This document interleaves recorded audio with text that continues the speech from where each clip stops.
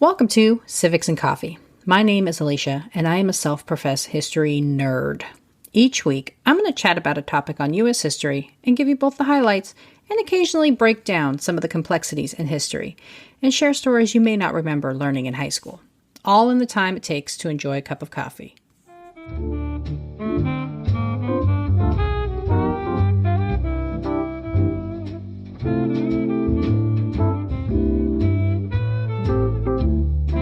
Hey everyone, welcome back.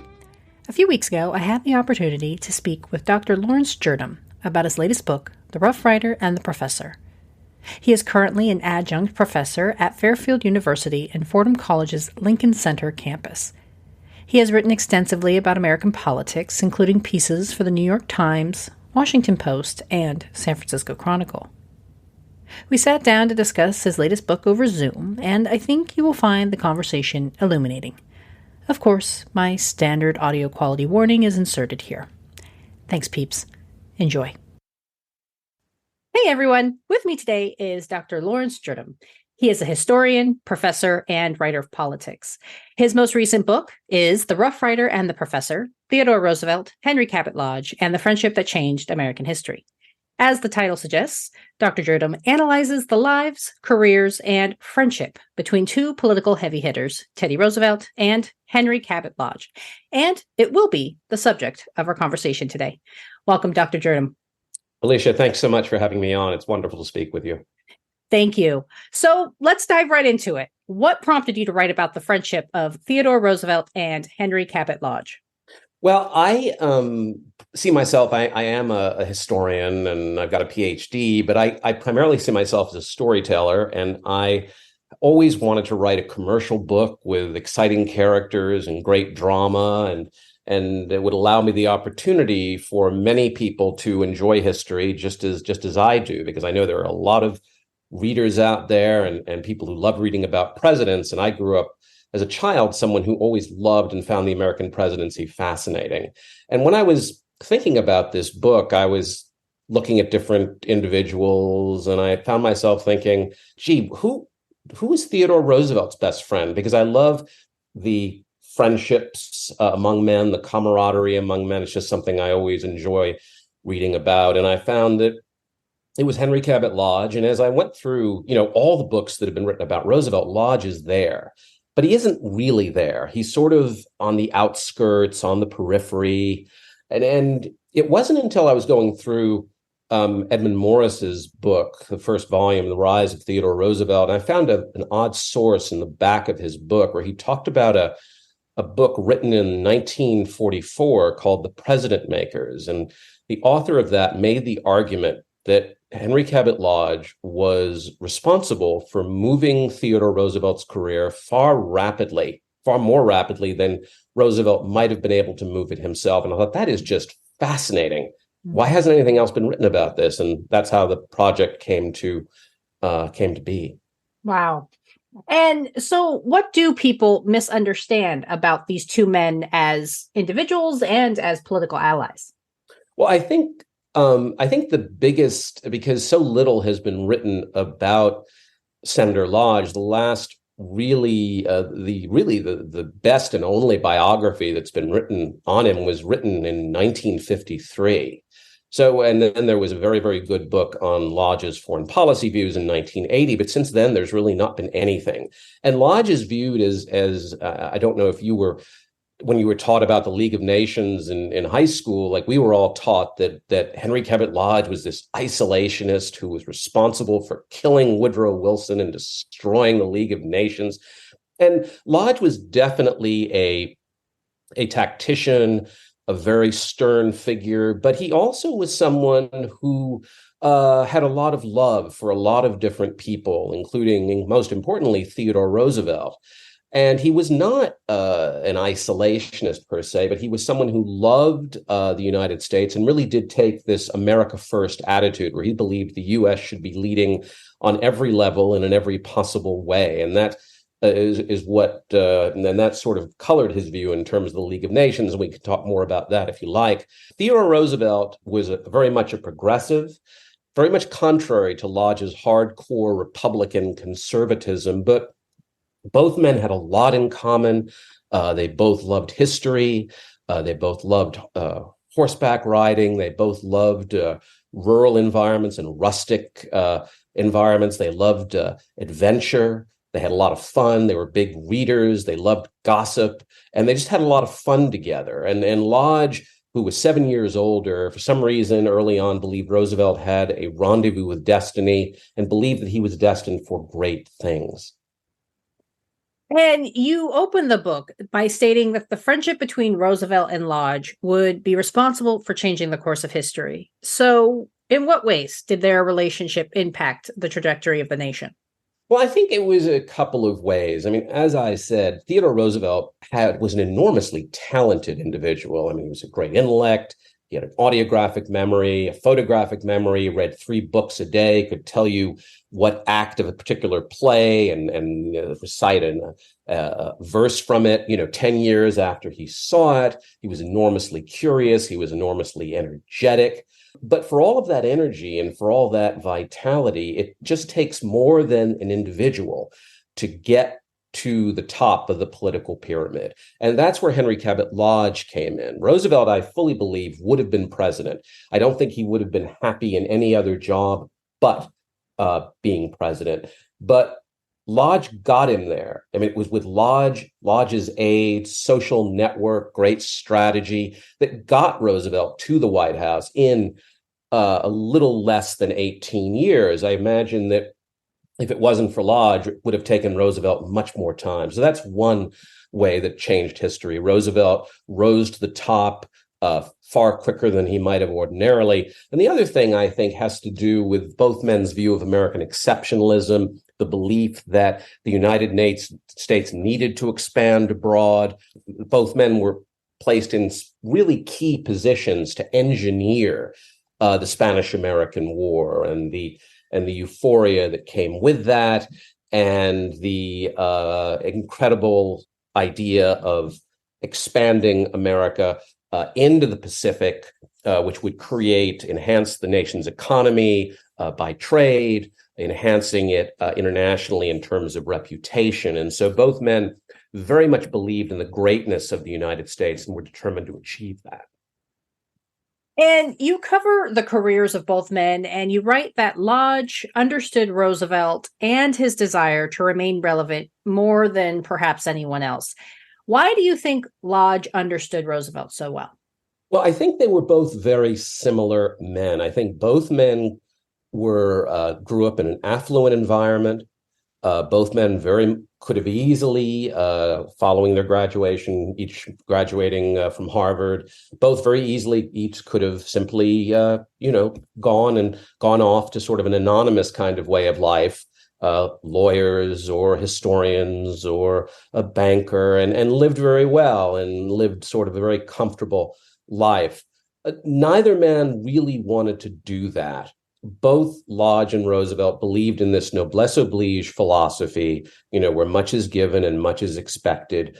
Both believed they should take an opportunity to stretch themselves a bit, to engage in what Roosevelt would call in 1899 that strenuous life, to reach out a little bit, to take opportunities, take risks. And for them, the idea of politics, the idea of doing things and making decisions that could stand the test of time, where history would remember them, was something that they just could not skip. Lodge had a very strong belief that he was destined for greatness. He came from a family of a very important Massachusetts family. One of his ancestors, George Cabot, had been the first senator from Massachusetts, a very good friend of Alexander Hamilton. Lodge was just loved history. He was one of the first PhDs to get a degree in that from Harvard. He wrote history. He was surrounded by many historians. He had a mother who was constantly pressing him and believed that he had a date with greatness. And Roosevelt was in some ways the same way. And perhaps both men who were enormously hard workers, both men really wanted to sort of help one another achieve that success. And that's really, I think, what the book at its heart is about. Two men pushing one another to mine the greatness that is within each of them in order to achieve greatness and political success. Yeah, and speaking of kind of that relationship and their similarities, Roosevelt is kind of known as this larger than life type figure and very set in his ways. And when he put his mind to something, he was going to do it. So what was it about Lodge that he was able to somewhat successfully curb Roosevelt's outsized personality for such an extended period? Well, I don't know if he ever really did. It was Lodge could be very stubborn and very determined once he got his mind around something. And one of the things that I think was of a great benefit to TR by having Lodge as such a close friend was Lodge was always there to try to curb that unpredictable energy, that unpredictable temper that would often bubble to the surface when it came to TR and something would happen. And Lodge was always there trying to tell TR to calm down when he was president, running to the various conservative money men in the Republican Party saying, no, don't worry about what he says, watch what he does, and always trying to keep TR off the precipice of disaster. Now, this didn't always work. Lodge would tell Roosevelt, stay out of the press. Roosevelt would have to talk to the press. Lodge would say, look, can you curb that square deal a little bit? Roosevelt would keep on talking about it. So it was not the easiest thing for Lodge to do. And both Lodge and Edith Roosevelt, TR's wife, both tried this strategy. And sometimes it worked and sometimes it didn't. But Roosevelt had an enormous support system around him. And certainly you can say that was another aspect that led to this great success that he had. Yeah, and you've touched on this in prior answers with your thought that without Lodge, it might have taken Roosevelt just infinitely longer to become president. And so, did your research uncover why Lodge was such a political force for Roosevelt instead of perhaps himself? Well, Lodge was 7 years older. Roosevelt kind of saw in Lodge this ideal type of existence where Lodge had this kind of monicum about him, the quote, scholar in politics. He had one foot in the academic world, another foot in the political world. And TR, though not a quote unquote professional historian, was a man who wrote history, and obviously his book on the naval strategy of 1812 and his multi-volume history of the West were really, really well received. And so he thought to himself, I could be like this guy. I mean, why not? So in a way, he kind of, I think, saw Lodge as his model. And Lodge, for whatever reason, and it's difficult to know, but somehow there was something about TR that just really grabbed Lodge, as it did so many people within Roosevelt's life. And Lodge just believed that this man had such exceptional abilities that he needed to do whatever was necessary to help him achieve success. And that's really what he did. From the moment they met in 1884, despite this disastrous presidential election, the Republican election of 1884, both men being more or less kicked to the curb, so to speak, by the Republican Party. Lodge believed that Roosevelt deserved a place in the government, and he was going to do anything and everything he could to allow Roosevelt to gain that opportunity. And so from 1884 all the way up to 1900, Lodge was either directly or indirectly responsible for helping Roosevelt get every single job he ever had. Wow. And what does analyzing the friendship between these two men specifically tell us about politics of the time period? I think I think a couple of things. On a positive note, friendship can do a lot. I think two people who really want to achieve something significant through timing, patience, perseverance, really can be change agents. in a lot of different ways. The Gilded Age and the Progressive Era were difficult political periods. Lodge really was the boss of Massachusetts. He very much was one of the men who dominated the United States Senate during that period. And it certainly didn't hurt to have your best friend as president of the United States, though Theodore Roosevelt, I think, showed Lodge on more than one occasion that, well, just because I'm, a couple of steps away doesn't mean I'm going to be helping you with everything you need. Yeah. And I think one of the most influential byproducts of the Lodge-Roosevelt friendship is Lodge's continued push for Roosevelt to accept the nomination to become vice president, even when Roosevelt was very apprehensive. And so did your research highlight or uncover why Lodge felt so confident in his beliefs that the vice presidency would be a boon to Roosevelt's career? Well, Lodge wrote a really prescient letter. As you rightly say, Roosevelt was initially very unhappy with the idea of accepting the vice presidency. His wife, Edith, was positively livid about the idea, as was his sister, Bammy, who literally threw Lodge out of her house in Washington when he accused her of more or less being out of her head, when she said it was a terrible idea and that TR shouldn't be in that position because it would destroy his spirit.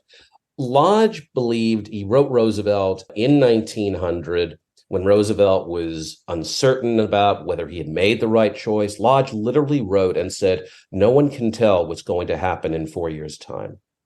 And boy, was he right. But, in the end, Roosevelt really did not have much of a choice. He was blocked from obtaining another term as governor.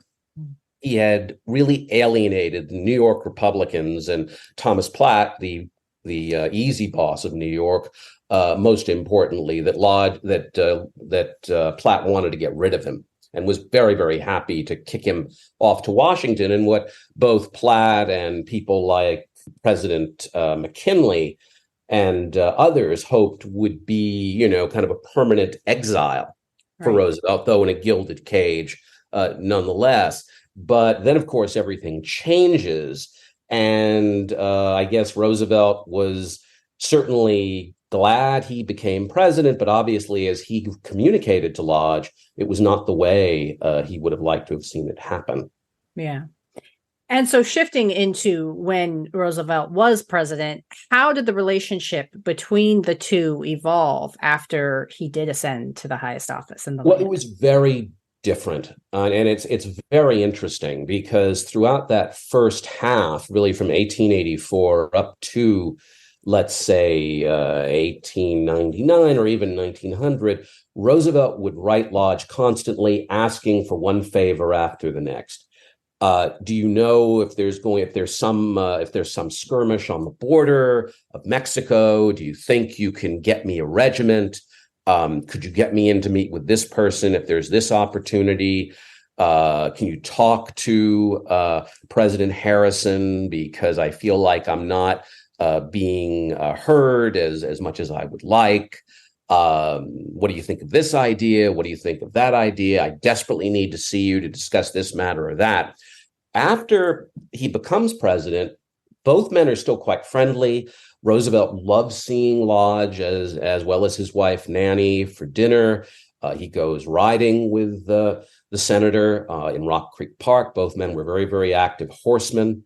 They loved chatting together, playing tennis together, and Roosevelt kept him abreast of things like foreign affairs, Russo-Japanese War, etc., and other matters. But Roosevelt was the man in charge. And as he told one journalist at the beginning of his presidency, when the journalist said, "Well, I think we're all wondering, how are you going to deal with this relationship with Senator Lodge? Because everybody thinks he kind of has this carte blanche to the White House." And Roosevelt looked at this journalist and said, "No, you don't understand. Lodge does not run me. I run him." And I think that comment was something he'd been wanting to get off his chest for a long time, because there'd been a lot of gossip about that Lodge somehow was this Svengali who had this hypnotic effect, And I think the gossip of, quote, the firm Lodge and Roosevelt, which was circulating among the capital as sort of a joke, really bothered him, really bothered Theodore Roosevelt, though I have no way to know if that was certain or not. So there was really a changing of the guard during this time, and Roosevelt leaps to the top of the pyramid, and Lodge remains in the Senate, though, as he supposedly said, he was very happy to remain there. He had, quote, gone as high as he could, and he was happy to watch TR bask in glory and success, but Lodge always wanted to keep his hand in the game and spent most of Roosevelt's presidency trying to do that. Yeah, and kind of during the presidency and certainly post presidency, the two found themselves kind of on opposing political ends. And so you kind of describe that this was a tense time for their friendship. So how did the two protect their friendship while kind of being on opposing political spectrums? It wasn't easy, and I often wonder if Henry Cabot Lodge had some regrets about trying to whisper in Roosevelt's ear after he left the White House as he was strolling the African and European continent in 1910 about coming back into the political arena. And Lodge would write these very lengthy letters as Roosevelt was vacationing. And it was almost as if he was stalking him, because everywhere Roosevelt would go, there would be a letter from Lodge telling him about one disaster after the next from a political point of view, and what a horrible job William Howard Taft was doing. So Roosevelt comes back, eventually decides to run against Taft for the nomination, but not before he makes a series of comments about the direct election of senators, and most importantly, about the idea that the public could recall members of the judiciary if they disagreed with a particular decision. And Lodge, who was, as I said at the outset, a hardcore conservative, especially in terms of the Constitution, he believed what was there was what was written, and it wasn't to be changed. And so he was outraged when Theodore Roosevelt made these comments, and he refused to support him against Taft in 1912. But Lodge still viewed Roosevelt as a dear friend. He was very upset when he had to tell Roosevelt that he could not support him. He said, "You really have hurt me more than anyone has. I thought we were so close. I thought we knew one another, but obviously I was wrong." And then he said in public, "I will not support Colonel Roosevelt for the nomination." And he actually helped William Howard Taft win the Massachusetts primary, which I never could find out if Roosevelt actually knew about that. I can't imagine what his reaction would have been. He might have been like, well, what are you going to do? Edith Roosevelt had no problem showing her colors in terms of Henry Cabot Lodge, who she was livid at over turning her back on her husband, as she was at Elihu Root, who she said she used to have nightmares about, and was so happy that when Lodge was speaking somewhere in New York, there were more people attended a rally for Roosevelt that was hosted by one of Roosevelt's cousins. But it was pretty bitter there for a while, because the letters they used to exchange, sometimes 2 or 3 a day, basically stopped. And they were, or they were very minor letters about nothing. They would meet one another at times. They were very cordial to one another, but Roosevelt was livid at Lodge. And in fact, he believed, after the convention had nominated Taft, that the election had been or the nomination had been stolen from him.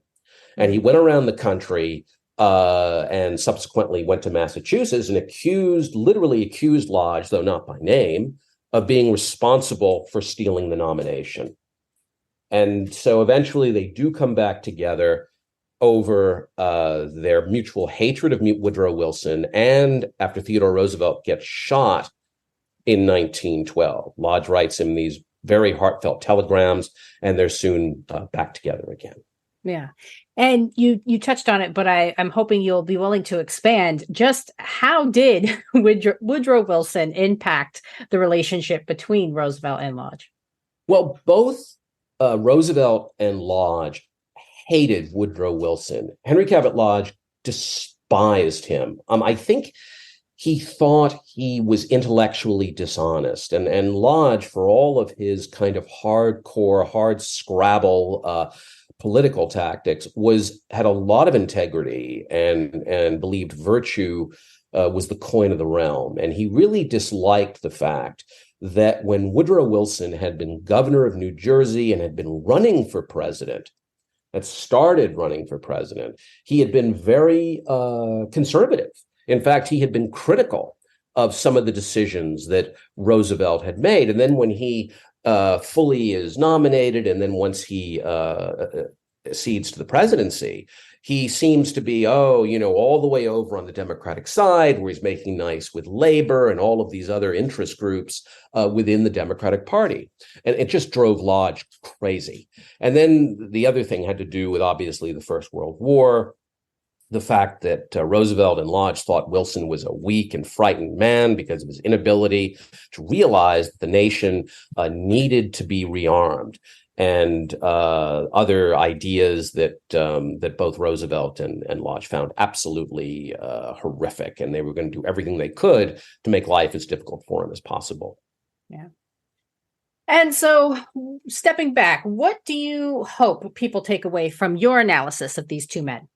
Well, first of all, I hope they have fun. I hope they enjoy it.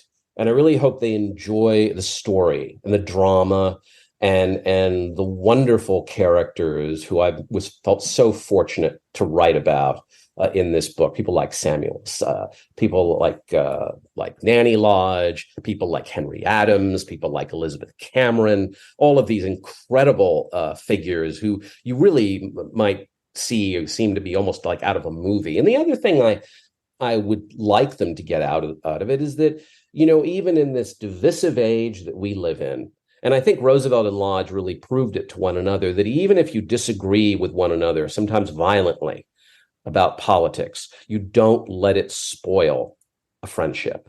And I think at the heart of it, that was one of the things. They did remain friends. However, there may have been some, moments of frustration, but in the end, they really did, I think, respect, admire one another a lot, and that's something I hope that people get when they read the book. Yeah. And so, where should people go when they finish your book and they want to learn more about Lodge, Roosevelt, or everything in between?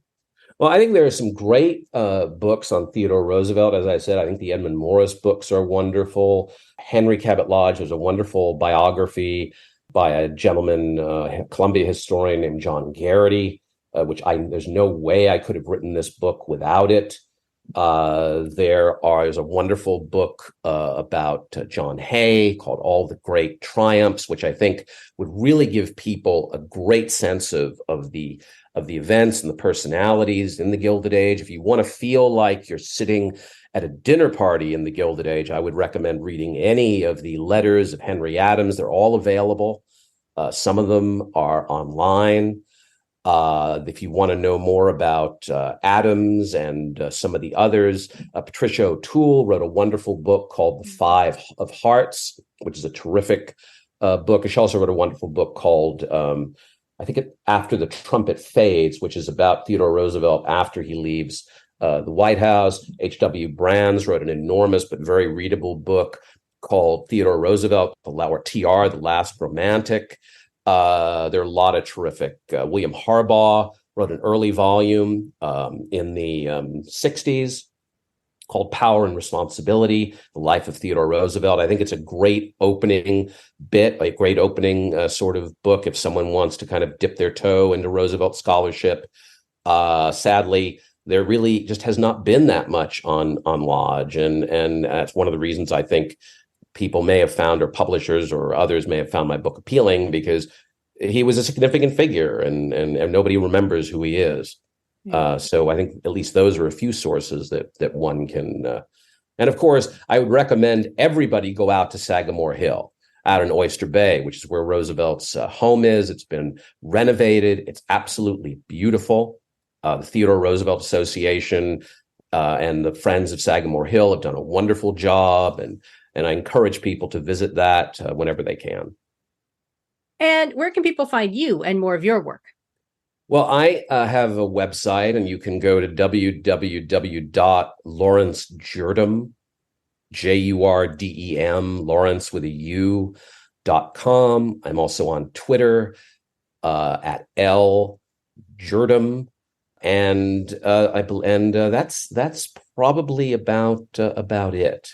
Yeah. I'm also on Instagram at I think it's Laurence Jurdem as well. Awesome. And is there anything we haven't covered yet that you want to highlight for future readers? I will tell one great story, and I think this is kind of representative of both men. So, as I said earlier, Lodge and Edith Roosevelt spent a lot of time trying to curb Roosevelt's temper. Lodge had a pretty mean temper himself. And in 1917, when he was in his late 60s, and he literally was walking in to agree or yay to the vote on going to war against Germany in the Senate in 1917, he was confronted by an outraged constituent, much younger man who had been a former minor league baseball player, as well as a graduate of Harvard Law School and very much a pacifist.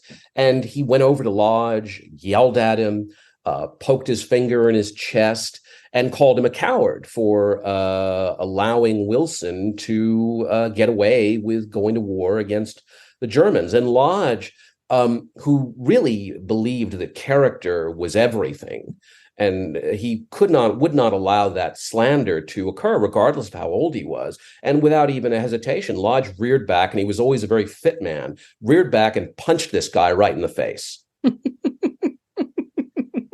And the papers had a great time with it. And they literally, on the Boston Globe the next day, there was one of those old style boxing posters where it had, Henry Cabot Lodge on one end and the circle and the boxing gloves, and this fellow on the other side. And Roosevelt wrote him a great letter where he said, if I had known you had the ability to do that, if you had done that in 1916, when I initially proposed you to be nominated by the Republicans, it would have worked.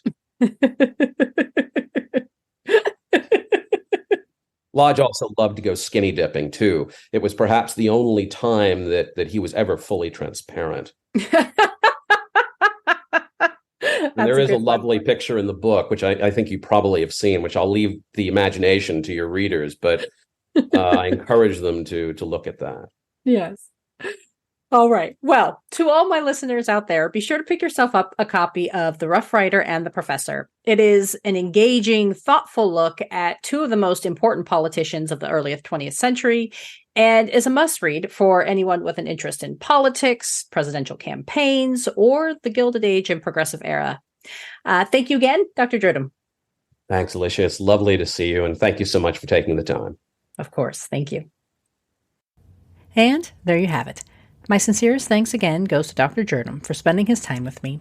If you want to learn more about him and his scholarship, be sure to check out the show notes for this episode, where I've linked his website. Thanks, peeps. I'll see you next week. Thanks for tuning in, and I hope you enjoyed this episode of Civics and Coffee. If you want to hear more small snippets from American history, be sure to subscribe wherever you get your podcasts. Thanks for joining me, and I look forward to our next cup of coffee together.